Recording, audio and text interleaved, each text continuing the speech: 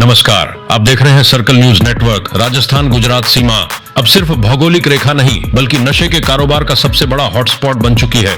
पिछले 48 घंटों में बनासकांठा पुलिस ने तस्करी के 3 बड़े नेटवर्क ध्वस्त किए हैं। पहले बाड़मेर और जालोर के मोहनलाल जाट और कृष्ण कुमार देवासी से 13 लाख की अवैध शराब पकड़ी गई।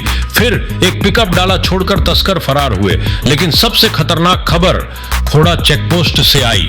यहाँ नागौर से जुड़े किशन चौधरी और ओस्मान केयर के पास से 9 पिकअप 50 लाख रुपए की एमडी ड्रग्स बरामद हुई है।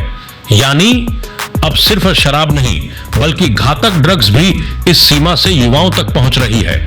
सवाल बड़ा है, क्या सिर्फ इन चेहरों की गिरफ्तारी से काम चलेगा या प्रशासन को इस अंतरराज्यीय गिरोह की जड़ें खोदनी होंगी?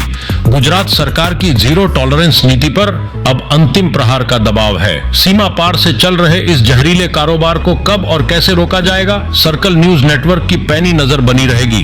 जाट રહેવાસી રાજસ્થાન અને હાલ ધરાનગર જામનગર અને જે પાછળ બેઠેલો વ્યક્તિ છે ઓસમાણભાઈ સલીમભાઈ કેર જાતે મુસ્લિમ હાલ ધરાનગર જામનગર આ બંનેને અટક કરી અને તેમની વિરુદ્ધમાં એનડીપીએસ એક્ટ હેઠળ ગુનો દાખલ કરી અને કાયદેસરની કાર્યવાહી હાથ ધરવામાં આવી છે।